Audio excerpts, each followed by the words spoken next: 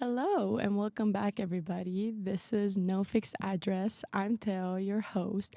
And if you're new here, this podcast is about what it really feels like to move around, start over, and figure out what home even means when you're constantly in between places. Today, I want to talk about something that literally every international student or expat can relate to, which is culture shock, and more specifically, what it felt like for me coming over from Europe to the US. So, without further ado, let's start our episode. And I will say first impressions when just getting here. And I know this is a popular one because everybody on the internet always talks about it when comparing Europe to the US. But I have to say that the first culture shock had to be the food portion sizes. And also, specifically in like grocery stores, when it came to like cereal boxes and bags of chips. Just because, first of all, why are there 20 different kinds of cereals? Because I'll be honest, I've never seen that many different cereals, and I didn't even think that you could have that many different types. And then for bags of chips, I feel like almost every bag that I'll find in Target is like party size or family size, which are huge. I think they would be like my whole torso. And okay, again, this is such a big discourse on the internet. So I was somehow prepared for how big the food portion sizes were going to be. But what I really wasn't prepared for was just how friendly everybody is. And what I mean specifically by that is small talk when it comes to like the baristas at a coffee place or the people that ring you out at a grocery store. Like multiple times I've been to a Trader Joe's, and as the cashier is like checking me out, they'll start asking me what I'm studying, what plans I have for the weekend. And I have to say, at first I genuinely just stood there and I was like, I'm good, thank you. Just because I was so confused by just this idea of small talk, because in Europe, yes, people are nice, they're gonna ask you how you are, but no one really goes into more detail than that. It took me a while to get used to the small talk, but I'll be honest, now I've kind of learned to really like it, especially if I'm having a good day. I think it's something so nice about just having a small conversation with a stranger in the middle of your day. And even if it's just for 30 seconds, I feel like it just adds a bit of whimsy to my day. I'll just put it that way. Another thing that I have to say hit me right away, and I mean, like, literally when the plane landed, it's just how big everything is here. Like, physically big. The cars, the roads, even the coffee cups is just like supersized. And genuinely, in my first weeks here, I had a bit of neck pains because of how much I was just staring up at the skyscrapers. And don't get me wrong, I don't come from like a small rural town where, we have three buildings or anything like that. No, I come from a European capital, but it's nothing even remotely similar to Chicago. And I'll even take the leap and say that I don't think you can really find anywhere in Europe that is similar to how Chicago is, especially when it comes to buildings and skyscrapers. And it's not even just about the size of the buildings or the skyscrapers, but I think it's also about this energy that American people have. I feel like, kind of linked with the idea of the American dream, that a lot of people come here because they think that they're going to be able to succeed. I feel like people here dream so big and they move fast and they work hard. There's just, I would say, a constant vibe of just like go, go, go. And I'll be honest, at first, it kind of made me feel like I was lagging behind and like I should be doing more, chasing more, saying yes to everything, that kind of thing. Because just in Europe, people tend to take life a bit slower. And, like for example, dinner isn't something you rush through to get more work done. It's just a place where you can relax and just have a nice evening. But the American drive, it's somehow contagious. Like, of course, I believe that work life balance should definitely be a bigger thing here. But in a way, I can't help but feel inspired by some people's drive because I've heard so many people talk openly about their goals here. Like, for example, I've heard people say that they want to start their own business or apply for this crazy competitive internship, or that they're just going to move across the country to find something new to add some excitement in their lives. And instead of judging, I feel like most people here are just like, okay, do it. Like, great. Tell me how it is. I hope it works out. And that mindset is kind of like a breath of fresh air here. Like, I'll be honest, I really appreciate that most people here are just so supportive of each other. It's so nice to see. And staying on the topic of big culture shocks that I've had, and you guys can argue that this is a small culture shock and it's nothing, but genuinely for me, it was so big, also because no one warned me about it. But oh my God, the AC is on full blast everywhere. And when I mean everywhere, I genuinely mean everywhere. Store, school, the random Starbucks on the corner. Every place has their AC turned on like freezing cold, and it's always on full blast. And yes, I'm low key pretty passionate about this one just because my first few days here, I got such a bad cold just because the ACs were all turned on the max setting in every building. And I genuinely lost my voice for half a week just because of the ACs. So here's my advice to anyone who's listening to this outside of the US: prepare yourself, especially if you're coming in the summer months when it's so warm outside, especially here in Chicago. It's so humid and so hot outside. When you have that transition of going from like 100 degrees outside to like 35 inside, you are gonna get cold. So just beware. And of course, maybe the biggest culture shock there is, especially for all Europeans coming to the US: tipping culture. And this is controversial. I know it's been a huge debate over the years, I would say. I don't even know where this started. And I want to preface this by saying that I completely feel for all the employees that have to rely on tips from customers. And I genuinely feel so bad for them that they have to deal with this.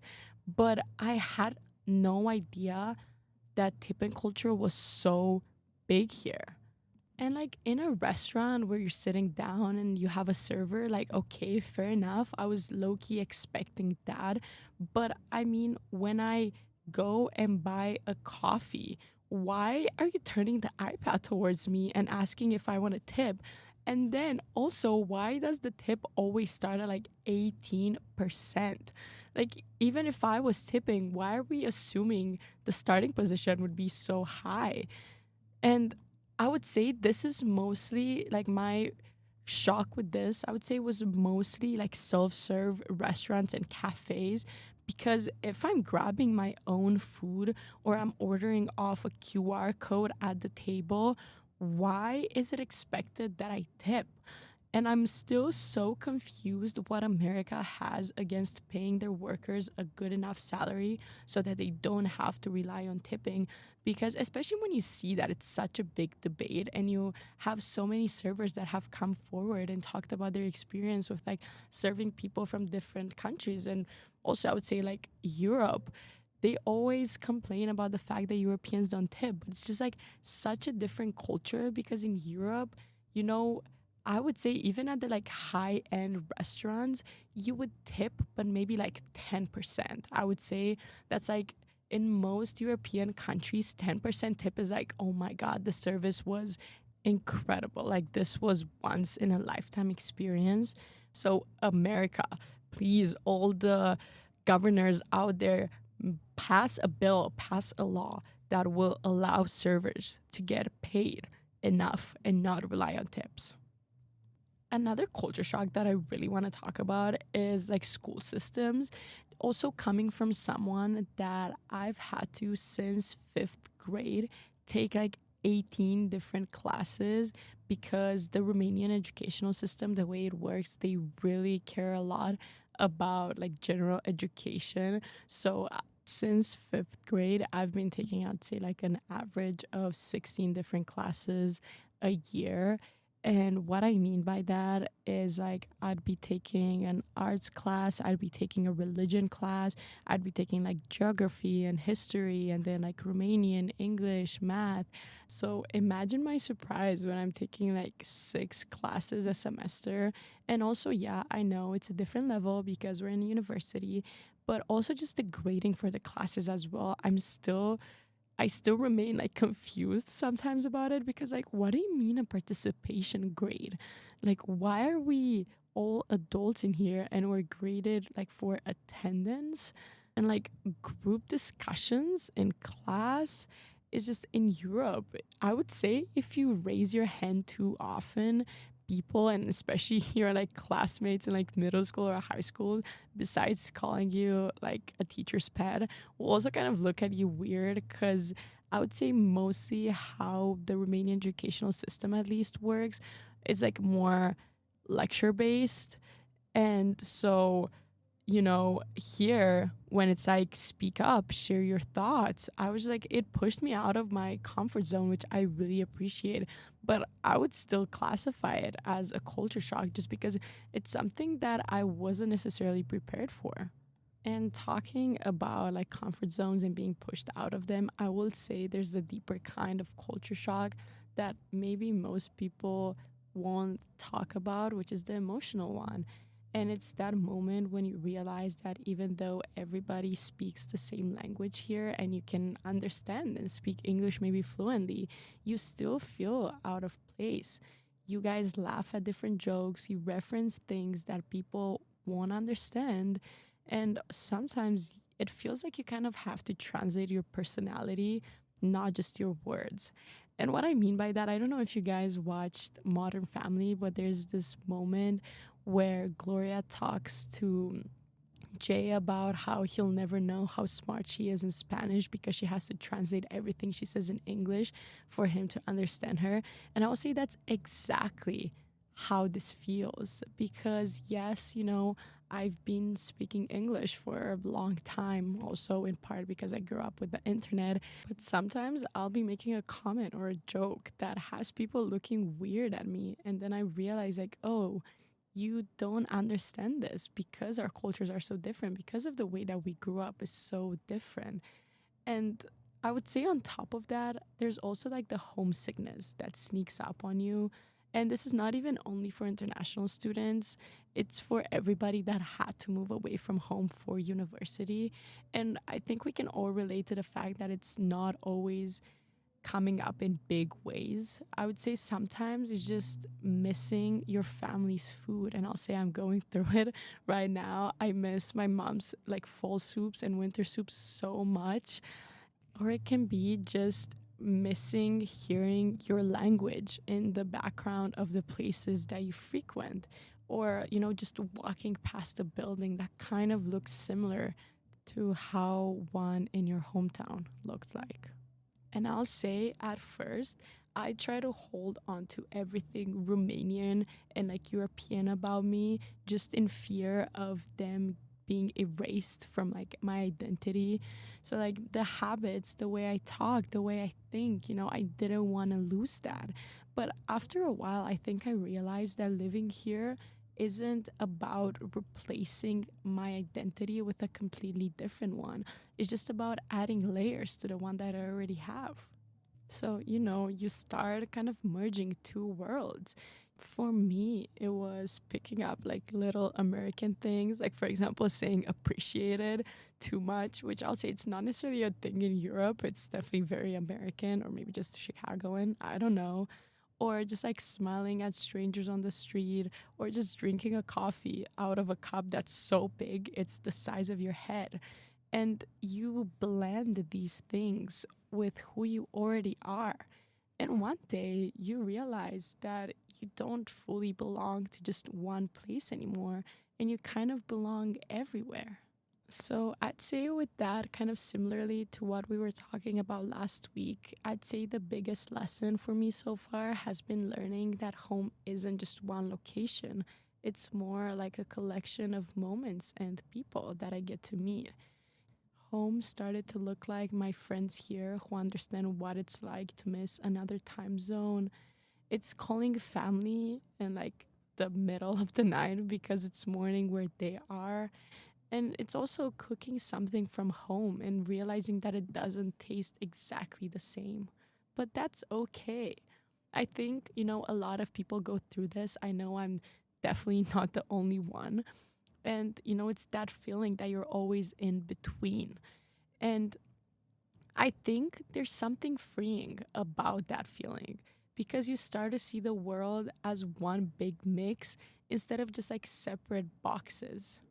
And once you do that, I think you really get to see the amazing experiences you're just about to embark on. And then, really, this is going to sound corny, but the sky is your limit. And of course, not everything has to be super deep. Some culture shocks are just plain funny. Like, for example, American football, that, mind you, not even played with your food. And yet, the energy, the cheering, the community that you get to build around it, it's something really special that I think brings together even people from different cultures. So, in the end, culture shocks are kind of like growing pains, I think. They're uncomfortable for a period of time, but they mean that you're changing and adapting and you're learning new things. So, every time you figure something out, like how to understand that when someone asks, "How are you?" they don't always need a real answer, you get to feel a little more confident. And every time you get confused, you get to learn something about yourself. So, moving to a new country or a new place doesn't just teach you about others and their cultures, it teaches you about yourself. What you value, what you can be flexible about, what you miss, and what you can let go of. So, yeah, culture shock isn't just about differences between Europe and America or your hometown and Chicago. It's about the little adjustments that slowly shape who you get to become. And honestly, I think that's what makes living away from home so powerful. You get to build this version of yourself that's influenced by not just one place, but of so many different people and cultures. And maybe you're a little bit confused at times, but you're definitely stronger and more open minded, which I personally think it's always gonna be a big win. So, as we're wrapping things up, if you're listening and you've gone through some of these culture shocks that I talked about, or there's others that you feel are really important that I haven't mentioned, I'd love to hear your culture shock stories or honestly anything you'd like to share with me. What surprised you most when you came to the US or from your hometown to Chicago? You can always DM me on Instagram at nofixedaddress.podcast. And not only about this, but honestly, anything you'd like to share with me. I might include some of your guys' stories in a future episode. So, as always, thanks for tuning in to No Fixed Address. I really hope you enjoyed this episode. And please be sure to join me next week, same time, same place. Be sure to also follow the Instagram page for No Fixed Address. As I mentioned earlier, it's nofixedaddress.podcast. You can also follow my personal Instagram, which is just in the bio of the podcast page. So, yeah, if there's one thing you guys leave with and take away from this episode, please remember that home can be wherever you're brave enough to start over. See you guys next week. Bye.